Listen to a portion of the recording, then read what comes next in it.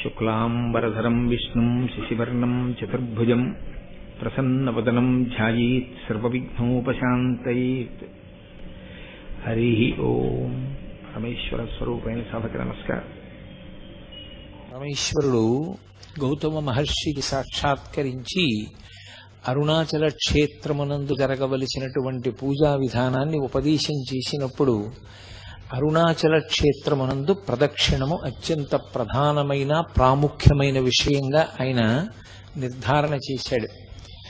ప్రదక్షిణము అన్న మాటని కొంచెం జాగ్రత్తగా పట్టుకునే ప్రయత్నం చెయ్యాలి. ఎందుకంటే మీరు చూడండి, ఎప్పుడైనా ప్రదక్షిణము అన్నదాన్ని వేరుగా వాడరు.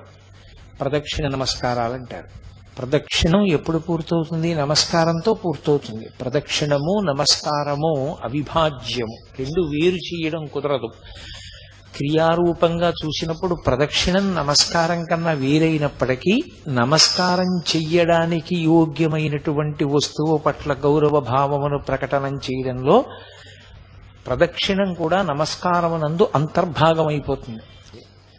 ఇప్పుడు ప్రదక్షిణం అంటే ఏది పరమ పూజనీయమైన ప్రదేశమో, ఏది అత్యంత గౌరవనీయమైనదో దానిని మీ కుడి చేతి వైపుకి ఉంచుకుని మీరు కదిలితే ప్రదక్షిణం అంటారు. ఎందుచేత? కదిలేటప్పుడు మీరు తిరుగుతున్నప్పుడు అది మీ ఎడం చేతి పక్కకి ఎప్పుడూ రాకూడదు, అది మీ కుడి చేతి వైపునే ఉండాలి. ప్రదక్షిణం అన్న మాటకు అర్థం ఏమిటంటే, మీరు దాని యందున్నటువంటి అపార గౌరవము చేత మీరు మీ కదలికల యందు ఆ వస్తువు మీ కుడి చేతి వైపున మాత్రమే ఉండేటట్లుగా చూసుకుంటే మీరు ప్రదక్షిణం చేశారు అని పిలుస్తారు.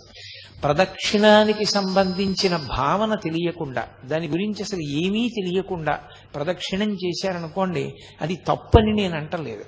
కానీ అసలు భావన లేదనుకోండి, మనసులో ఏమీ లేదు, ఉత్తిని తిరుగుతున్నాడు.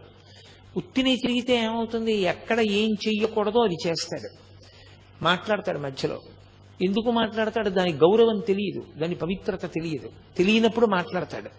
కాబట్టి అంత పూజనీయమైన వస్తువుని కుడి చేతి వైపు ఉంచుకుని తిరుగుతున్నప్పుడు మాట్లాడకూడదు మధ్యలో. ప్రదక్షిణం చేస్తూ మాట్లాడాడు అనుకోండి, అప్పుడు అది ప్రదక్షిణం అవ్వదు. అది అందరూ దేన్ని గౌరవిస్తున్నారో అదంత గౌరవనీయమైనదేమి కాదు అని చెప్పినట్లు అవుతుంది. అందుచేత మాట్లాడకుండా తిరుగుతారు. అంటే అసలు ప్రదక్షిణం చేసేటటువంటి వానికి ఉండవలసిన మొట్టమొదటి భావన అది. ప్రదక్షిణం చేసేటప్పుడు రెండు చేతులు జోడించి నమస్కరించి ఒక భావన చేస్తారు. ఏమిటా భావన? అంతటా నిండిన పరమాత్మ నేను ఆయన చుట్టూ తిరగడానికి ఆనుకూల్యత వహించి ఒక రూపంగా ఆయన కిందకి దిగొచ్చాడు. తక్కువగా దిగిపోయాడు. ఆయన దిగిపోయి ఇప్పుడు తిరుగు నా చుట్టూ అన్నాడు. ఇప్పుడు తిరుగు నా చుట్టూ అన్నాడు కాబట్టి తిరగగలుగుతున్నారు, లేకపోతే ఎలా తిరుగుతారు? తిరగడం సాధ్యం కాదు. అంతటా నిండిపోయినటువంటి పరమేశ్వరుడు ఒక లింగ రూపాన్ని ధరించాడు. ధరించి తిరుగు నా చుట్టూ అన్నాడు. ఇప్పుడు తిరగగలిగారు.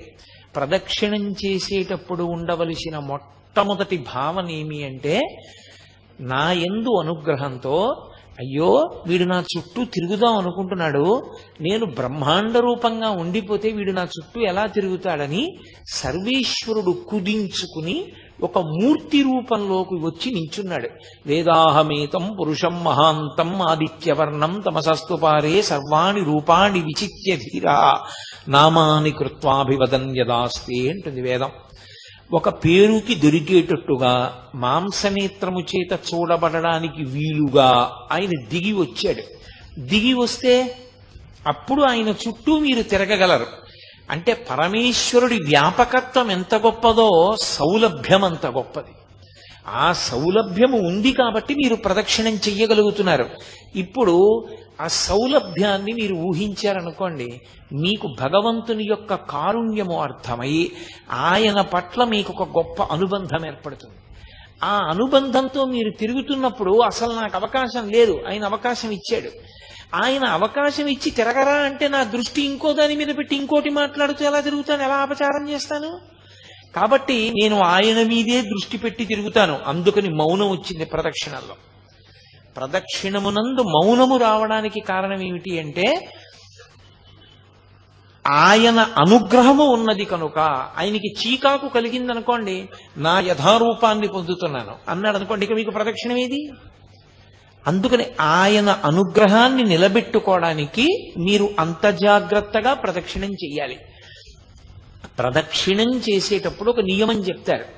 ప్రదక్షిణం చేసేవాళ్ళు ఎలా ప్రదక్షిణం చెయ్యాలి అంటే, నూనె బిందె ఒకటి ఒలికిపోయి నేల మీద నూనె పడిపోతే నిండు గర్భిణి ఇంకొక గంటలోనో 2 గంటల్లోనో ప్రసవం అయిపోతుందన్న స్థితిని పొంది ఉన్నటువంటి గర్భిణీ స్త్రీ చేతిలో ఒక గిన్నె పట్టుకుని, గిన్నె నిండా తైలంతో ఉన్న పాత్ర పట్టుకుని, అంటే దాని నిండా నూనె పోసుకుని చుక్క కింద పడకుండా నడుస్తోంది అనుకోండి, కింద నూనె, నున్నటి నేల, నిండు గర్భిణి, చేతిలో తైలపాత్ర, ఎంత జాగ్రత్తగా అడుగు వేస్తుందో అంత జాగ్రత్తగా అడుగు వేయాలి. ఎందుకని? లేకపోతే లోపల ఉన్న వాడికి పదఘట్టన ప్రకంపనలు తెలుస్తాయి. అది అపచారమైన పట్ల. మీరు పదఘట్టనలు చేస్తూ నడుస్తున్నారనుకోండి, చేస్తే లోపల ఉన్న మూర్తికి ఇబ్బంది కలుగుతుంది. అందుకని నిశ్శబ్దంగా ప్రశాంతంగా నడవాలి. భక్తి ఉద్దీపనమైతే భగవన్నామని చెప్పచ్చు. నర్తన చేస్తూ ప్రదక్షిణం చేసేవాళ్ళు ఉంటారు. నృత్య ప్రదక్షిణము అని ఈశ్వరుని యొక్క ఆరాధనా క్రమంలో ఒక భాగం. నృత్యం చేస్తూ ప్రదక్షిణం చేస్తారు, పాట పాడుతూ ప్రదక్షిణం చేస్తారు, సంగీత వాద్యాన్ని మోగిస్తూ ప్రదక్షిణం చేస్తారు, మౌనంగా ప్రదక్షిణం చేస్తారు. తప్ప లౌకికమైన మాటలు మాట్లాడుతూ ప్రదక్షిణం లేనే లేదు అసలు. కాబట్టి అసలు మాట్లాడుతూ ప్రదక్షిణం చేశాడు అంటే వాడికి ప్రదక్షిణం గురించి ఏమీ తెలియదు అని గుర్తు. కోరి ప్రదక్షిణం చెయ్యక్కర్లేదు. ఆదివారం నాడు ప్రదక్షిణం చేశాడనుకోండి, ఆదివారం నాడు ప్రదక్షిణం చేసి వచ్చేస్తే సూర్యమండలాన్ని భేదిస్తాడు జీవుడు. శరీరం పడిపోయిన తర్వాత శరీర పతనానంతరము సూర్యమండలాన్ని ఛేదించి కైలాసంలో శివలోకానికి వెళ్ళి శివ సాన్నిధ్యమును పొందుతాడు. ఒక సోమవారం నాడు ప్రదక్షిణం చేశాడనుకోండి, జరామృత్యువులను దాటతాడు. జరామృత్యువు అంటే వృద్ధాప్యము, మృత్యువు.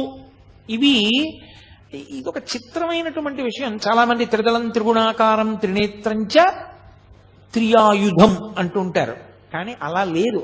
అసలు యథార్థ పాఠం త్రియాయుషం అనుంది. త్రియాయుషం ఏకబిల్వం శివార్పణం. త్రియాయుషం అంటే 3 రకములైన ఆయుర్దాయాల్ని కోరుతారు. నేను వృద్ధాప్యాన్ని చూడాలని నేను కోరుకోవాలి. బాల్యము, కౌమారము, యవ్వనము దాటి నేను వార్ధక్యాన్ని చూడాలి అని అడగాలి. ఎందుకో తెలుసా? వార్ధక్యాన్ని చూడలేదు అంటే అపమృత్యువు. నా మనవల్ని ఎలా చూస్తాను? నా మనవల్ని చూసేశాను అనుకోండి, నేను నా 2వ తరాన్ని చూసేశాను. 2 తరాలు చూసేశాను అంటే లౌకికంగా నేను నా ఆయుర్దాయం చేత పరిపూర్ణంగా వంశంలో ప్రధానమైన మలుపులు చూసేశాను. ఇప్పుడు నేను వానప్రస్థానికి, ఈశ్వరుణ్ణి చేరుకోవడానికి, తపస్సు చేసుకోవడానికి వెళ్ళవచ్చు, అర్హత పొందుతాను. ముందే పడిపోయింది అనుకోండి శరీరం, అసలు ఇంకా కొడుకు లేడు, కొడుకుని చూడలేదు, తను చెయ్యవలసిన కర్తవ్యాలు పూర్తి చేయలేదు, అది అపమృత్యు దోషం అంటారు దాన్ని. అలా పడిపోకూడదు శరీరం. కాబట్టి అపమృత్యు దోషం పోవాలి అంటే జరా అంటే వృద్ధాప్యమునందు చింతతో అమ్మో ఇది పడిపోతుందేమో, అమ్మో ఇది పడిపోతుందేమో, అమ్మో ఇది పడిపోతుందేమో అని బెంగతో కాకుండా, అమ్మో ఇది పడిపోకముందే చేసేయాలనేటటువంటి తాపత్రంతో చెయ్యగలిగినటువంటి స్థితిని పొంది తదనంతరము ఇక మళ్ళీ ఇంకొకసారి చావవలసిన అవసరం ఉండదు. అది ఆఖరి చావు. అంటే ఇంకోసారి పుట్టడని గుర్తు. పుడితే కదా చావడం. అది ఆఖరి వృద్ధాప్యం. ఆ ఆఖరి వృద్ధాప్యం భయంతో ఉండదు, ఆ ఆఖరి వృద్ధాప్యం త్వరతో ఉంటుంది. ఓ జుట్టు తెల్లబడిపోతోంది, 60 వచ్చేసాయి, చేసేయాలి గబగబా మంచి కార్యక్రమాలన్నీ. ఈపాటి ఓపిక ఉండగా సంధిబంధములు సడలిపోకముందే ఈశ్వరారాధన చేసేయాలి, ఈశ్వరుడిచ్చిన సమయాన్ని సాధ్యమైనంత వెచ్చించేయాలి అని త్వర కలిగి భగవదారాధన యందు మగ్నుడవుతాడు.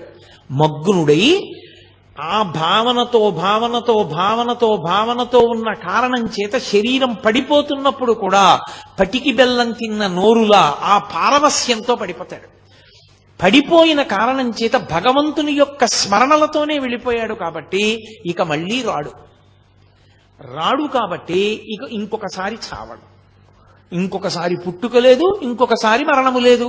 అందుకని జరామరణములను దాటాలి అంటే సోమవారం నాడు ప్రదక్షిణం చేయాలి. నువ్వు వేరే ఏమీ అడగక్కర్లేదు. ఏ రోజు ప్రదక్షిణం చేసినా ఫలితమే. ఈ కాలమా ఆ కాలమా అలా ఏం లేదు.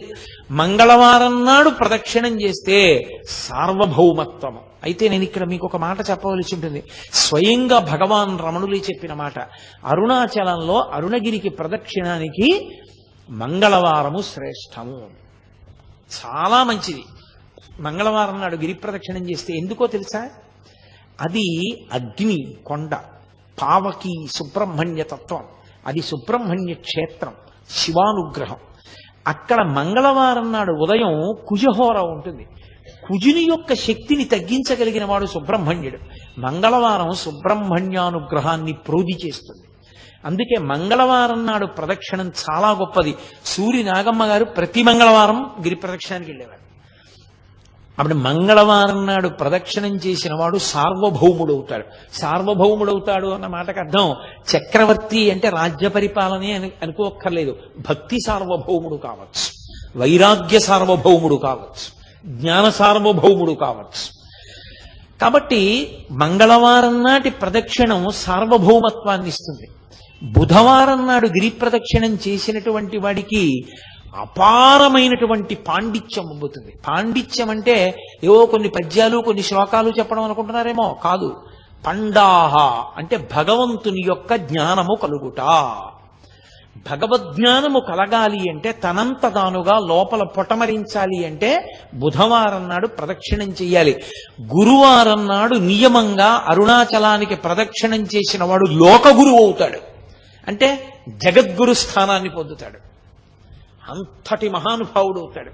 అంటే బహుశః లోకం కోసం పుట్టిన కారణజన్ముడే తప్ప కర్మ అనుభవించడానికి పుట్టిన జన్మ కాదది. అటువంటి స్థితిని పొందుతాడు. శంకర భగవత్పాదులు, ఒక చంద్రశేఖరేంద్ర సరస్వతి మహాస్వామి వారు, ఒక చంద్రశేఖర భారతీ మహాస్వామి వారు, నృసింహ భారతీ మహాస్వామి వారు, వీళ్ళందరినీ జగద్గురువులు అంటారు. ఆ జగద్గురు స్థానాన్ని అలంకరిస్తాడు. అది గురువారం నాడు జరిగేటటువంటిది. ఇక శుక్రవారం నాడు అపార సంపత్తి, ఇహమునందు విశేషమైనటువంటి ఐశ్వర్యాన్ని పొంది అంత్యమునందు విష్ణుపథాన్ని పొందుతాడు. విష్ణుపథం అంటే వైకుంఠం, వైకుంఠాన్ని పొందుతాడు. అది శుక్రవార ప్రదక్షిణ. శుక్రవార ప్రదక్షిణంలో సంపత్తి అన్న మాట నేను వాడినప్పుడు ఎంత డబ్బు వస్తుందండి అని నన్ను అడక్కండి. సంపత్తి అన్న మాటకు అర్థం ఏమిటో తెలుసా? తృప్తి. నాకున్న దాంతో నేను తృప్తిగా ఉండడమే ఐశ్వర్యం. ఐశ్వర్యము అన్న మాటకు అర్థం ఏవో ఉంటే సంతోషం అయితే నీ జన్మలో సంతోషం అన్న మాటకు అర్థమే ఉండదు. ఎన్ని తెచ్చి నీ దగ్గర పెట్టినా నీకు ఇంకా లేనిదోటి ఉంది. నీకు ఏది ఉందో దాన్ని చూసుకుని మురిసిపోవడం నీకు అలవాటైతే నిన్ను మించిన ఐశ్వర్యవంతుడు ప్రపంచంలో లేడు. కౌపీనవంత కలు భాగ్యవంత అంటారు శంకరాచార్యుల వారు. గోచి పెట్టుకున్నవాడంత ఐశ్వర్యవంతుడు ఎక్కడున్నాడన్నారు. అన్నీ వదిలి విచాలని వాడు సంతోషంగా గోచి పెట్టుకు తిరుగుతున్నాడు. ఇన్ని పట్టు పీతాంబరాలు కట్టుకున్నా ఏదో లేదని వీడు ఏడుస్తూనే ఉన్నాడు. అందుకే చక్రవర్తులు కూడా అన్నీ విడిచిపెట్టిన ఋషుల ఆశ్రమానికి వెళ్ళి కూర్చుని శాంతి పొందేవారు. వాళ్ళు అన్ని విడిచిపెట్టి శాంతి పొందారు. అన్ని ఉండి అశాంతిలో వీడుంటాడు. శాంతి ఐశ్వర్యం. అందుకే మనకి సనాతన ధర్మంలో ఏం చేసినా ఓం శాంతి శాంతి శాంతి అని పూర్తి చేస్తారు. శాంతిని మించిన పరమైశ్వర్యం, తృప్తిని మించిన పరమైశ్వర్యం లోకంలో ఇంకోటి లేదు. నాకు ఈశ్వరుడు ఇవ్వలేదని ఏడిచేవాళ్ళు చాలా మంది ఉంటారు. నాకు ఈశ్వరుడు ఏమివ్వలేదని అడిగేవాడు కోట్ల కోట్ల మందిలో ఒక్కడే ఉంటాడు. అలా అడగగలగాలి అంటే వాడు నిత్యతృప్తుడై ఉండాలి. వాడు బ్రాహ్మణుడు. వాణ్ణి మించిన బ్రాహ్మణుడు లేడు. అందుకే వ్యాసుడు దేవి భాగవతం చెప్తూ పరమేశ్వరుడు కూడా ఎవరి పాదములకు నమస్కరిస్తాడని అడిగాడు. అడిగి సంతోషోహి ద్విజన్మనాం, నాకు ఇది కావాలన్న కోరిక మనసులో లేకుండా, ఎప్పుడు నాకు అసలు ఏం లేదన్న దాని మీద దృష్టి లేకుండా నాకు ఈశ్వరుడు ఏమివ్వలేదని మురిసిపోయేవాడు ఎవడున్నాడో అటువంటి బ్రాహ్మణుడి పాదములు కడిగి ఆయన పాదములకు నేను నమస్కారం చేస్తానన్నాడు పరమేశ్వరుడు.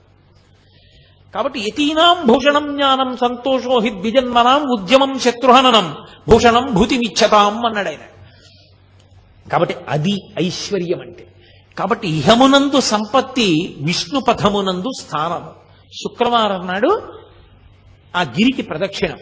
అలాగే శనివారం నాడు చేస్తే గ్రహపీడా విముక్తి. మీరు ఒక్క మాట చాలా జాగ్రత్తగా జ్ఞాపకం పెట్టుకోవాలి. గ్రహపీడా విముక్తి అన్న మాటకు అర్థం ఏమిటో తెలుసా అండి? ఆ గ్రహం మిమ్మల్ని బాధించడం మానేస్తుంది అని కాదు. మరి ఇంకెందుకండి గ్రహపీడా విముక్తి అని మీరు నన్ను అడగచ్చు. గ్రహములకు ఈశ్వరత్వము లేదు. గ్రహములకు ఈశ్వరత్వం లేదు.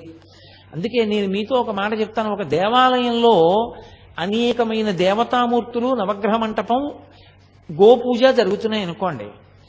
మీరు ఏదైనా మరిచిపోవచ్చేమో కానీ గోవుకి ప్రదక్షిణం చేయకుండా మీరు వెళ్ళకూడదు.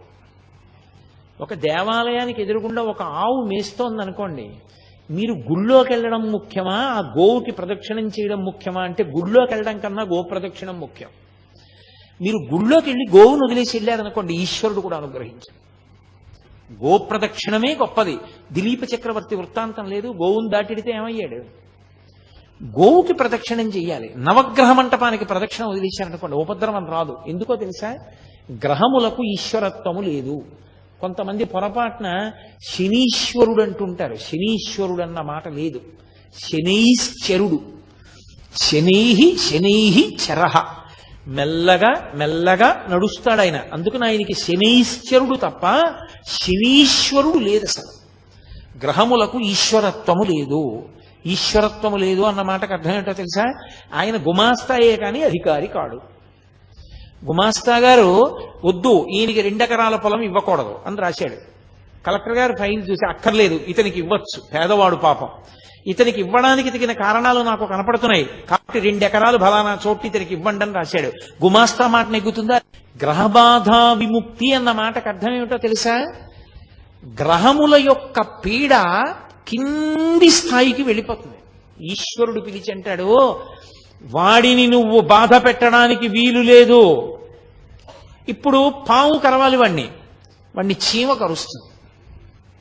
అంటే గ్రహం ఈశ్వరుడి మాటని బట్టి బాధించడంలో కింది స్థాయికి వెళ్ళిపోతుంది. అప్పుడు అసలు మిమ్మల్ని బాధించినట్టు ఉండదు. పాము కరిస్తే పడినటువంటి బాధ వలన పోవలసిన పాపం చీమ కరిచిన బాధని పాము కరిచిన బాధతో సరిపెట్టి పోగొడతారు. కొంతమందిని చూడండి, కారాగారంలోంచి సత్ప్రవర్తన వలన విడుదల చేసేసామంటారు. మనం ఎన్నుకున్న ప్రభుత్వానికే అంత అధికారం ఉంటే పరమేశ్వరుడికి గ్రహములను ఆదేశించడానికి అధికారం ఉండదని మీరు ఎలా అనుకుంటున్నారు? అది గ్రహపీడా విముక్తి అంటారు దాన్ని. అది శనివార ప్రదక్షిణం చేత కలుగుతుంది.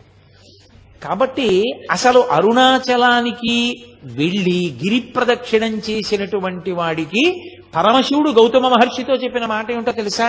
వాడికి ఆయనము, రోజు, ఋతువు, తిథి, నక్షత్రము, వారముతో సంబంధము లేదు ఎప్పుడైనా సరే.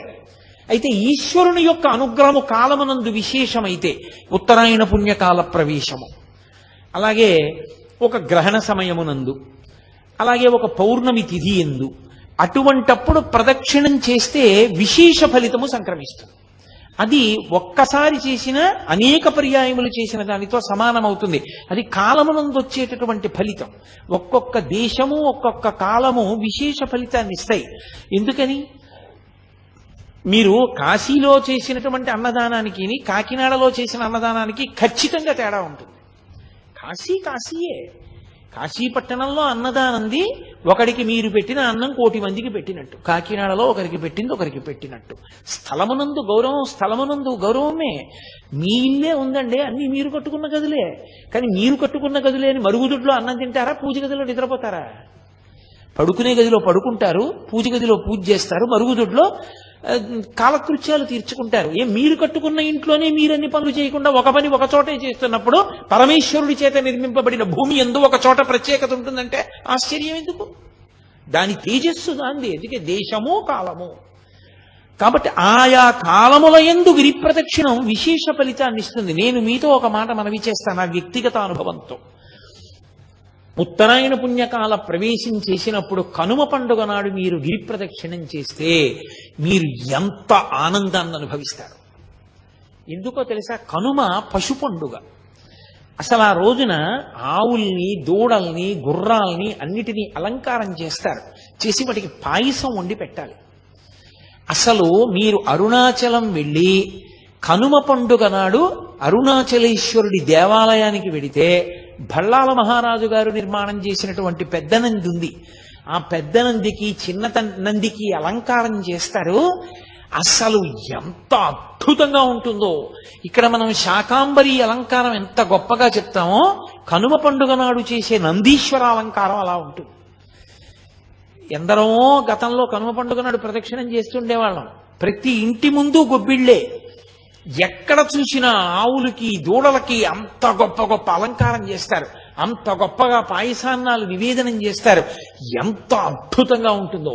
తిరువణ్ణామలై శ్రీచక్ర స్వరూపం. ఆ కొండ శ్రీచక్రము అని నమ్ముతారు. నమ్మి శాక్తేయులు దానికి ప్రదక్షిణం చేస్తారు. కావ్యకంఠ గణపతి ముని ఆ శివ కోణములు, శక్తి కోణముల చేత అది ఆ కొండ పాదం యొక్క స్వరూపం చేత అది సాక్షాత్తుగా శ్రీచక్ర స్వరూపమే అని నిర్ధారించారు. ఎవరు ఏ కోణంలో చూస్తారో ఆ కోణంలో కనపడుతుంది ఆ కొండ. అంత గొప్ప కొండ. కాబట్టి అది స్థూల శివుడు. ఆ స్థూల శివుడి ప్రదక్షిణానికి అంత వైభవం ఉంది. గిరి ప్రదక్షిణానికి మీకు గిరి ప్రదక్షిణం ఒక అరుణాచలంలోనే కాదు, చాలా చోట్ల ఉంది. సింహాచలానికి గిరి ప్రదక్షిణ ఉంది, శ్రీకాళహస్తికి గిరి ప్రదక్షిణ ఉంది, అరుణాచలానికి గిరి ప్రదక్షిణ ఉంది. ఇవన్నీ గిరి ప్రదక్షిణాలు ఉన్న క్షేత్రాలే. అరుణాచలంలో గిరి ప్రదక్షిణానికి ప్రత్యేక ప్రాధాన్యత ఉంది. అక్కడ కొండ మీద శివుడు, ఇక్కడ కొండే శివుడు. కొండలో శివుడు దక్షిణామూర్తి. ఊళ్ళో అరుణాచల క్షేత్రమునందు అరుణాచలేశ్వరుడు అగ్నిలింగం. ఇన్ని ఉన్న క్షేత్రం అరుణాచల క్షేత్రం.